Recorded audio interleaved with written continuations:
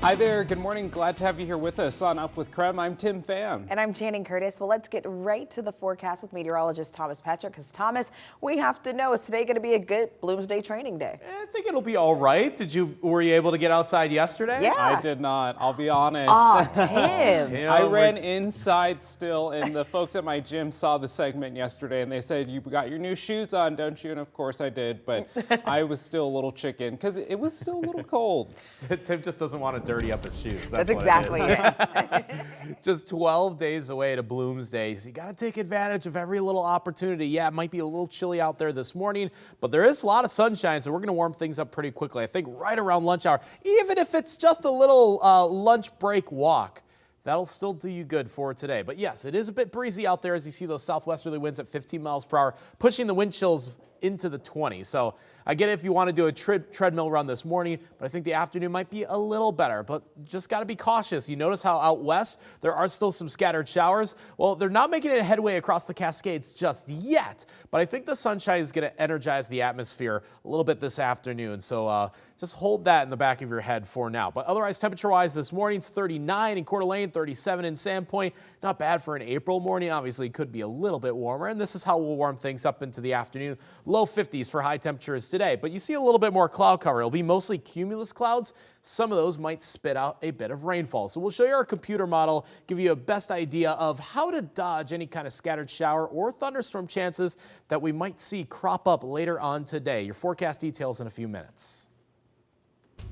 Well, a major mask mandate change as a judge has thrown out the federal mandate on public transportation. So that includes places like planes, trains, and buses. Yeah, and this comes after a federal judge in Florida ruled that the mandate was unlawful because it exceeded the authority of the CDC and because its implementation violated administrative law. So as of this morning, we know that masks are optional with several major airlines. Take a look at here on your screen. Alaska, American, Southwest, United, and Delta Airlines are all getting rid of their mask requirements. So if you are flying on an airline not on this list, you should call ahead to make sure to see if you will still need to wear a mask or not. However, TSA saying this morning they will not enforce a mask mandate. So the ruling, of course, did cause a lot of confusion at airports all across the country yesterday and even into today. So this morning, KREM 2's Nicole Hernandez is live at the Spokane International Airport with more on how passengers are reacting to this new guidance. So Nicole, what are you seeing there at the airport? Are more people wearing the mask or more people taking them off? Channing, Tim, so we've actually seen a good amount of people not wearing masks here at the airport compared to wearing masks. Some people still have them on, of course, but most people are going without it today. That's because today is the first full day here at the Spokane International Airport where people do not have to wear these masks. And we do still have a couple of signs here up still at the airport saying masks are required, but the airport did say that they are not going to be enforcing these specific rules. So this, of course, comes after a judge decided to stop the public transportation federal mask mandate. Major airlines yesterday, about halfway through the day, stopped their mask mandate. So as the news began to spread, many passengers and employees took off their masks across the country in the middle of their flights. Here at the Spokane airport, many were happy about the announcement yesterday, but some are still not quite ready to throw their masks away. Feel a little liberated because I don't have to have a mask on. I don't have to feel restricted.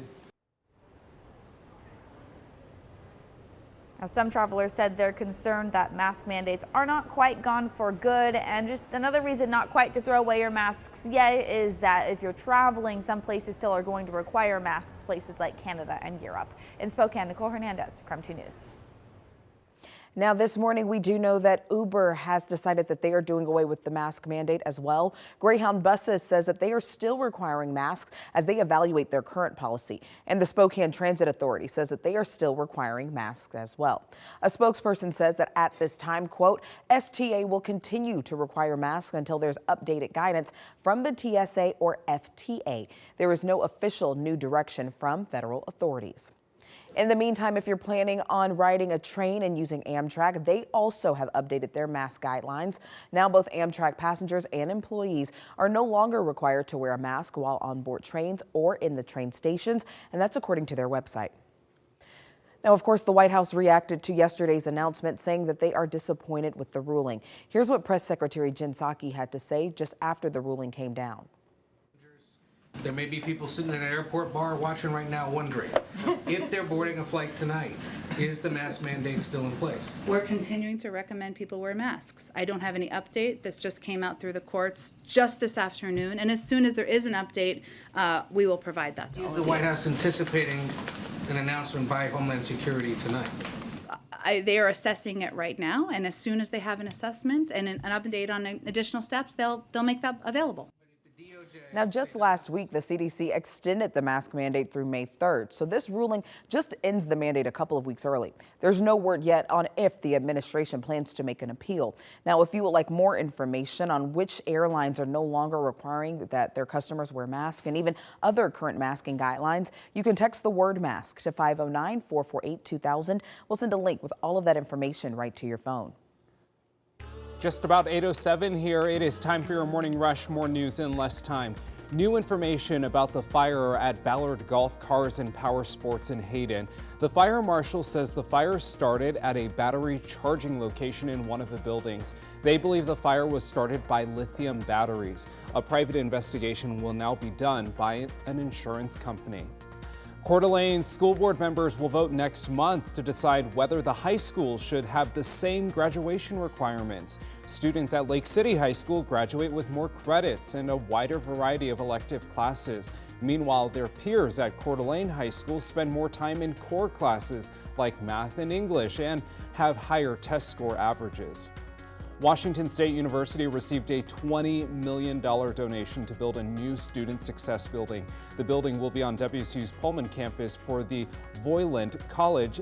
When completed, it will have an innovative and flexible classroom space and career counseling. The donation is from Edmund and Beatrice Schweitzer and Schweitzer Engineering Laboratories, who say this is an investment in students at WSU. Legendary musician Bob Dylan is coming to Spokane next month. Dylan will perform at the First Interstate Center for the Arts on Saturday, May 28th. It's the first stop in a newly announced tour of the West Coast, which also includes stops in Seattle, Portland, and Kennewick. Tickets go on sale to the general public this Friday on April 22nd at 10 a.m. And that's a look at your morning rush. 4 Eastern Washington fire districts got some new tools to help them ahead of wildfire season. The Washington DNR gifted them with new wildfire engines as part of the Department of Natural Resources efforts to strengthen resources in fire-prone areas. So fire chiefs from Spokane, Stevens, and Ponderay were presented with the engines yesterday. Spokane Fire Chief Brian Schaefer says that without these donations from the state, rural fire districts would not be able to afford the resources they so desperately need to battle wildfires. The cost of doing business in our country right now has placed fire chiefs in making critical decisions on whether to buy fuel or to buy first aid supplies. Those daily decisions are challenging. And lastly, when there are programs like this, it is truly a blessing for those agencies because they wouldn't have the resources to acquire apparatus like this with their existing budgets. A total of 10 engines are being donated statewide, but the DNR hopes to be able to double that number next season. Community members shared their concerns with the proposed East Trent homeless shelter during last night's City Council meeting. And here's the one thing you need to know about today's weather. While it will be plenty sunny for most of the day, some of you might be seeing some scattered showers, maybe even a thunderstorm by this afternoon, and we're tracking that in your forecast in a few minutes. Well, all looks calm, cool, and collected right now, Thomas, but I guess we'll just have to soak it all in while we can. Taking a live look outside on this Tuesday morning, we want to say good morning to you, Inland Northwest, and don't forget, let us know where you're watching from this morning. Go ahead, grab another cup of coffee. It's time for a coffee break.